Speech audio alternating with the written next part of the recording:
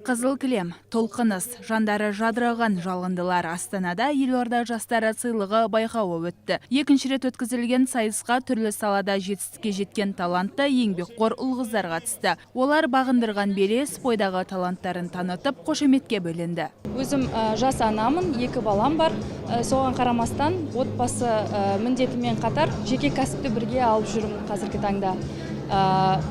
Балаларды жастайынан дамытуға өз үлесімді қосып, оларды бәсекеге қабілетті болу үшін қолымыздан келген жасап жатырмыз. Байқаудың лауреаты атануға 14 пен 29 жас аралығындағы 5000-ға жуық жас өтінім берген. Оның тек 60-ы ақтық сынға жолдамалда. Ұйымдастырушылар үміткерлер сапы биыл 2 есеге артқанын айтады. Үміткерлер атқарған жұмысы халықтың берген дауыс арқылы анықталды. Номинацияға қатысқан себебім жаңағы біздің жұмыстағы күнделікті ерлігіміз ғой. Бір отбасын құтқардық, әйел кісі, әкесі, жаңағы өзінің ұлдары, балалар.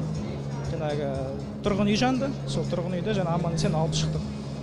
Биылғы ерекшелік аталым саны артты, яғни жаңа бағыттар қосылып, жастар 20 номинация бойынша сынға түсті.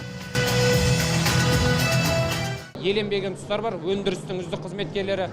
Өткен жылы өтінімдер неге біз кірмедік, неге біз ала алмадық деген мысалы қарасаңыз, театр және кино.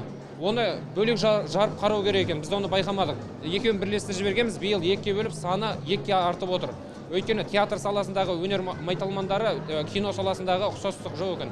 Сол ерекшеліктері атап өтіп, бір бағытты, өткен жылғы бір бағытты 2-ке бөлгенімізде саны 5-ге артып кетіп отыр. Ең күрделі бағыттардың бірі ғылым аталымында Аян Нұркеш жеңіске жетті. Студент қатерлі ісік ауруын емдеудің жолын ұсынып өзгеден дараланды. Біз лабораторияда рак түрлерін олардың жасушаларына қарсы түрлі дәрілерді себеміз, және де оның жасушаларға қалай әсер ететінін зерттейміз. Әрине осындай шаралар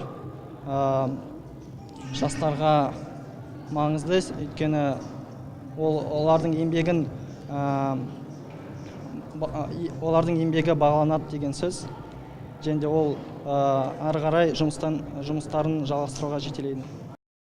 Жеңімпаздар қаржылай сыйлыққа ие болып қошеметке кенелді. Оларды құттықтамаққа эстрада жұлдыздары келіп әннен әуелетті. Айта кетейік, Астанада 65 мыңға жуық студент бар, оның 20 мыңы белсенділер сапына енеді.